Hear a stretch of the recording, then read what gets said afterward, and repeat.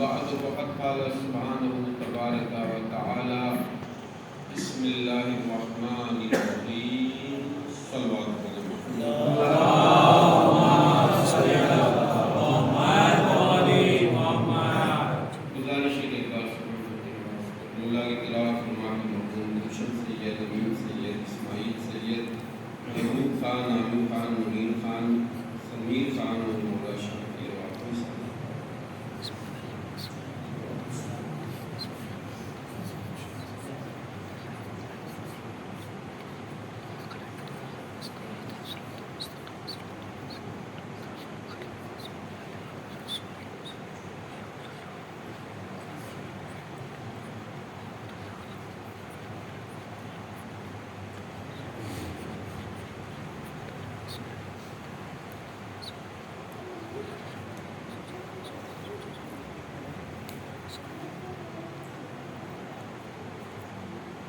صلوات کا سہارا الحمد للہ اللهم صل على محمد وعلى محمد. محترم و معزز سامعین، خطبہ دین کی سب سے پہلی عبادت اللہ کی وہ خاص عبادت ہے جسے ہمارا نماز کے نام سے یاد کرتے ہیں اور نماز کے نام سے جانتے ہیں. اور ظاہر ہے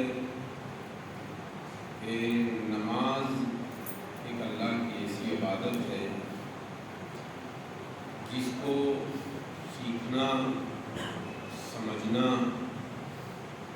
اور مکمل اسے یاد رکھنا اور یاد کرنا یہ ہم اور آپ سب کی ذمہ داری ہے اور ہمارا فرض ہے.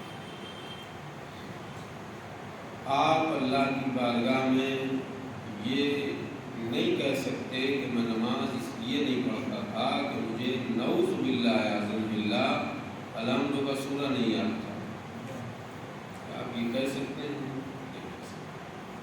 یہ آپ کے اوپر، ہمارے اوپر واجب ہے کہ ہم اس کو یاد کریں. اور نماز سے پہلے ہم اور آپ وضو کرتے ہیں اور پوری نماز کا ڈیپینڈ وضو کے اوپر ہی ہوا کرتا ہے. یعنی اگر آپ کا وضو صحیح نہیں ہوگا تو آپ کی نماز صحیح نہیں ہوگی. یوں تو ہم اور آپ سب لوگ سمجھتے ہیں کہ ہمیں وضو کرنا بہت اچھی طرح آتا ہے، لیکن کبھی مشاہدے میں یہ باتیں آتی ہیں کہ ہم جو ہے کبھی مسح صحیح سے نہیں کرتے، کبھی چہرہ صحیح سے نہیں دھوتے، کبھی نیت صحیح سے نہیں کرتے، جبکہ ایک ایک عمل کی یعنی ہاتھ دھونے سے لے کے مسح تک کی دعائیں ہیں اسلام میں. محمد جی نے بتا دی کہ مسح کرو تو یہ دعا پڑھو، پانی دیکھو تو یہ دعا پڑھو، کلی کرو تو یہ ساری دعائیں. وہ دعائیں تو زیادہ تر افراد کو، بلکہ میں خود کہوں کہ عربی میں مکمل طور سے شاید مجھے ہی نہیں آتی، لیکن بہرحال وہ تصورات جو ہے وہ ہمارے رہتے ہیں کہ جب پانی دیکھتے ہیں تو کیا تصور ہونا چاہیے، یا کلی کر رہے ہیں تو کیا تصور ہونا چاہیے. اس میں خاص منزل آتی ہے مسح کی. اکثر و بیشتر ہم نے دیکھا ہے کہ لوگ اپنے سروں پر ہاتھ کو اس طرح سے رگڑتے ہیں کہ ایسا لگتا ہے کہ ہاتھ رگڑنے کی وجہ سے مسح نعوذ باللہ صحیح ہو. اور یہ جو ہے طریقہ مسح نہیں. مسح کا مطلب یہ ہے کہ آپ اپنے ہاتھ کو نیچے سے اوپر کی طرف نہیں لے جا سکتے. اگر آپ نے نیچے سے اوپر کی طرف ہاتھ لے گئے تو مسح آپ کا صحیح نہیں ہوگا، بلکہ اوپر سے نیچے کی طرف لے جا. دوسری بات یہ ہے کہ مسح جو ہے چلتے پھرتے نہیں ہوتا کہ آپ نے وضو کیا تو قدم آگے بڑھے اور چلتے ہوئے آپ نے ہاتھ پھیر لیا تو مسح ہو. مسح جو ہوتا ہے وہ بالکل سائلنٹ، یعنی آپ ساکن رہیں، اسٹاپ رہیں، بدن آپ کا سائلنٹ ہو، ایسے عالم میں مسح ہوتا ہے. تو اب چونکہ ظاہر ہے کہ خاص طور سے ہر کسی کو روکنا اور ٹوکنا زیادہ مناسب نہیں ہوتا. زیادہ مناسب ہوتا ہے کہ اس طرح سے بتایا جائے کہ اور بھی جو لوگ ایسا کرتے ہوں ان کی بھی سمجھ میں آئے. دوسری بات یہ ہے کہ جب ہم پیر کو خشک کرتے ہیں تو کبھی کبھی ہم پیر کو اتنی دیر تک خشک کرتے ہیں کہ پیر کو سکھانے کے چکر میں ہاتھ کی تلی سوکھ جاتی ہے. اس کو اتنا رگڑنے لگتے ہیں پیچھے، معلوم ہے وضو خانے سے لے کے جو ہے وہ زینے تک ہم پیر ہی پیچھے رگڑتے ہوئے آ گئے تو سوکھ جائے تو مسا کریں. اب اس کو سکھانے میں اتنی دیر لگ گئی کہ وہ پیر کے ساتھ ساتھ آپ کے ہاتھ کی تلی بھی سوکھ گئی. تو اگر آپ کے ہاتھ کی تلی جو ہے ختم ہو گئی ہے تو پھر مسا آپ کا صحیح ہو سکتا. پیر کو اتنا خشک ہونا چاہیے کہ آپ کے ہاتھ کی جو تلی ہے وضو کی وہ آپ کے پیر کی تلی کے اوپر غالب آ جائے. یعنی یہ ہاتھ کی تلی جس سے آپ مسح کر رہے ہیں یہ حاوی ہونا چاہیے. یہ نہیں کہ بالکل اس کو پیچھے یعنی کپڑے میں رگڑ رگڑ کے اتنی دیر تک سکھائیں کہ ہاتھ کی تلی سے لی جائے. وہ اس طرح سے پوچھ لیں یا اس طرح سے ایک بار اس میں جب کپڑا لگ جائے گا پانی میں تو ظاہر ہے کہ پانی ختم ہو جائے گا. یہ جو وضو والی تلی ہے یہ حاوی ہونا چاہیے. اگر پیر تھوڑا سا گیلا بھی ہے مثلا تو یہ والی تلی وضو والی جو ہے یہ حاوی ہونا چاہیے تو مسا آپ کا صحیح طریقہ جو تو آپ سبھی لوگوں کو معلوم ہے ماشاءاللہ، لیکن میں مختصراً بتا دوں کہ دیکھیے وضو نام ہے نیت کے ساتھ چہرہ دھونا. یہ میں واجبات بتا رہا ہوں. آپ نے دل میں ارادہ کیا کہ وضو کرتا ہوں واجب قربتاً اللہ. یہ نہیں کہ مباح ہونے نماز کے اور دور ہونے حدث کے اور قریب ہونے خبث کے وہ یعنی تو پرانی والی عورتوں والی کتاب کی نیت نہیں جو اسلام کی اصل نیت ہے. صرف اتنی ہے کہ وضو کرتا ہوں واجب قربتاً اللہ. آپ نے اتنی نیت یعنی اتنا ارادہ کیا اور اس کے ساتھ آپ نے چہرہ دھویا. ایک ساتھ بچے نے بتایا کہ بھئی ہمیں یہی سکھایا گیا ہے کہ وضو کرتا ہوں دور ہونے حدث کے اور مباح ہونے نماز کے قربتاً اللہ. جو نماز واجب ہے اس کو مباح کر دیا.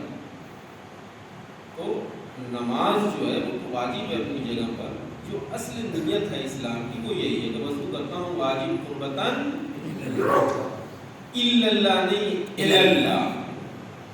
اللہ اور اللہ میں زمین آسمان کا فرق ہے. آپ کو بتایا بھی جا چکا. اگر آپ نے ذرا سی غلطی کی اور آپ نے کہا وضو کرتا ہوں واجب قربتاً اللہ کہہ دیا تو اس کا مطلب یہ ہوگا کہ ہم وضو کر رہے ہیں شیطان سے قریب ہونے کے لیے. یعنی اللہ کے علاوہ ہم سب سے قریب ہیں بس اللہ سے قریب نہیں ہونا ہے. اور اللہ کا مطلب ہوتا ہے کہ وضو کرتا ہوں اللہ کی قربت کے لیے قربتاً اللہ. وضو کے ساتھ آپ نے چہرہ دھویا. چہرہ دھویا جاتا ہے پیشانی کے آخر سے یعنی بال اگنے کی جگہ سے.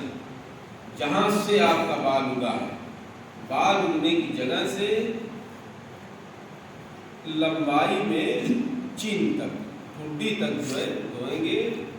بال اگنے کی جگہ سے چین تک ٹھڈی تک. اور چوڑائی میں دھوئیں گے بیچ کی انگلی اور انگوٹھے کے درمیان میں آپ کے چہرے کا جتنا حصہ آ جائے اتنا حصہ آپ ایسے دھوئیں. بہتر یہ ہے کہ تھوڑا سا بڑھا کے دھوئیں تاکہ کسی جگہ کے نہ دھلنے کا شک نہ ہو. تھوڑا سا بڑھا کے دھو لیں یہ آپ کا چہرہ دھل گیا. اس کے بعد آپ اپنے داہنے ہاتھ کو دھوئیں گے کوہنی سے لے کے ایلبو جو ہوتی ہے ہماری کوہنی سے لے کے انگلیوں کے سرے تک اور ایسے ہی بائیں ہاتھ دھوئیں گے. اس کے بعد سر اور پیر کا مسح کریں. یہ عمل جو ہے یہ پورا واجب ہے. اس میں کمی اور زیادتی وضو کو باطل کر دے گی. باقی جو عمل ہے کہ بہت سے لوگ پوچھتے ہیں کہ پیر دھونا واجب ہے کہ واجب نہیں ہے. اگر آپ کو اپنے پیر کے پاک ہونے کا علم ہے تو دھونا کوئی ضروری نہیں ہے. اس کے بعد دونوں ہاتھوں کو کلائی سے رشت یہاں سے لے کے انگلیوں کے سروں تک یہ دھونا یہ بھی سنت ہے. 3 بار کلی کرنا یہ بھی سنت ہے. 3 بار ناک میں پانی ڈالنا یہ بھی سنت ہے. لیکن یہ ہر سنت عمل میں بھی اللہ کی ایک ایسی حکمت ہے جسے ہم اور آپ تصور نہیں کر سکتے. میں نے ایک جو ہے وہ کسی ریسرچر کا ایک چھوٹا سا لٹریچر پڑھا تھا. تو اس نے لکھا تھا کہ ایک ایسا شخص تھا جس کے منہ میں جو ہے وہ کیڑا پیدا ہو گیا تھا. تو اس کیڑے کو ہم نے اپنے ڈاکٹرز کے ذریعے سے نکالا. وہ کیڑا نکل گیا تو وہ کیڑا زندہ تھا. اس کے بعد ہم نے اس کے اوپر پانی ڈالا تو پانی ڈالنے کی وجہ سے وہ کیڑا مر گیا. جب وہ کیڑا مر گیا تو ہم نے یہ کہا کہ آخر یہ پانی ڈالنے سے کیوں مر گیا. اتفاق ایسا ہوگا کہ 1 مہینے کے بعد جو ہے ایک اور ایسے ہی میٹر آیا. تو اس میں ایک شخص کے ناک کے اندر ایک کیڑا پیدا ہو گیا تھا. اس کیڑے کو ہم نے نکالا. اور نکالنے کے بعد ہم نے یہ سوچا کہ اس کے پہلے پانی ڈالا تھا تو کیڑا مر گیا تھا, اب اس کو کسی اور چیز سے ماریں. تو کیڑے کو نکالا تو اس کے اوپر زہر ڈالا, اس کے اوپر تیزاب ڈالا اور کئی کیمیکلز ڈالے, مگر وہ ناک کا کیڑا مر نہیں رہا تھا. اور جب نہیں مرا تو پھر انہیں یاد آیا کہ اس کے اوپر پانی ڈال کے دیکھا جائے. جب پانی ڈالا تو وہ کیڑا فوراً مر گیا جو اس کے ناک میں پیدا ہوا تھا. تو وہ تصور کر ہی رہا تھا کہ ایک ایسا صاحب اسلام, ایک ایسا مسلمان آیا جس سے اس نے اس مسئلے کو ڈسکس کیا. یہ کیا میٹر ہے کہ پانی سے یہ کیڑا مر گیا اور اتنے زہر سے اور تیزاب سے نہیں مرا. تو اس نے فوراً ایک شکر کا سجدہ کیا. کہا اللہ نے ہم سے کہا ہے کہ وضو کرنے میں ناک میں پانی ڈالا کرو, وہ اسی لیے ڈالا کرو تاکہ تمہارے ناک میں کوئی ایسا کیڑا ہی نہ پیدا ہو جو تمہارے لیے مصیبت کا سبب بنے. صلوات کرنا محمد.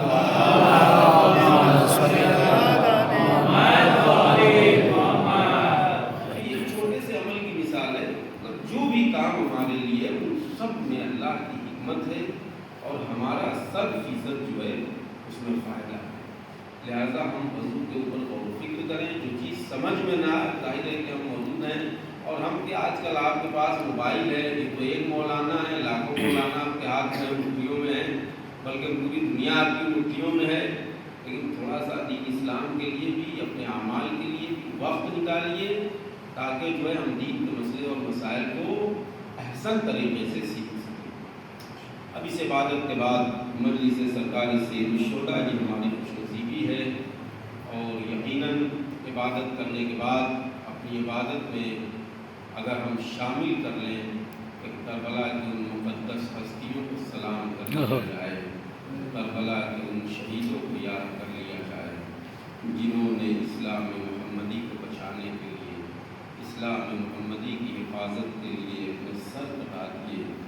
آئیے کربلا کے سلگتے ہوئے صدا میں چلیں اور جانے کے بعد دیکھیں کہ یقیناً کیسی کیسی شہادتیں ہیں.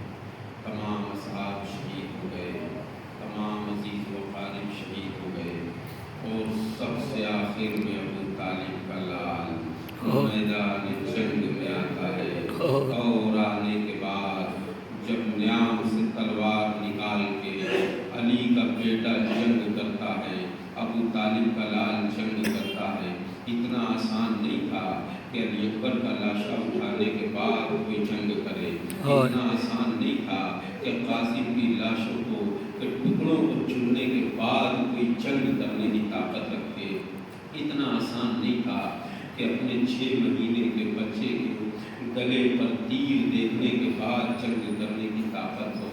مگر ہاں حسین جنگ کر رہے تھے اور ایسے جنگ کر رہے تھے کہ سر کٹ کٹ کے گر رہے تھے، لیکن ارباب عذاب حسین کہاں تک جنگ کرتے؟ یہ 3 دن کے بھوکے اور پیاسے حسین تھے۔ ہاں جنگ جب کرتے تھے نا، جنگ کرتے کرتے فرات تک پہنچے۔ جب فرات تک پہنچے تو عباس کا لاشا نظر آیا ہوگا۔ حسین نے کہا میرے عباس اٹھو اٹھو، اپنے بھائی کی جنگ دیکھو۔ کہا ہوگا میرے لال علی اکبر اٹھو، اپنے بوڑھے باپ کی جنگ دیکھو۔ اے میرے لال قاسم اٹھو، اپنے چچا کی جنگ دیکھو۔ یہ کہتے جاتے تھے اور لڑتے جاتے تھے۔ علامہ شیخ شبیر حسین نجوی فرماتے ہیں کہ یہ جملہ کہتے جاتے تھے اور جنگ کرتے جاتے تھے۔ میں نے روایت میں پڑھا کہ اس جملے کے بعد ساری لاشیں زمین کربلا سے اٹھنے لگی اور اٹھ کے کہنے لگی اے میرے مولا، اگر ہمیں موت نے مجبور نہ کیا ہوتا تو اب بھی ہم آپ کے ساتھ میدان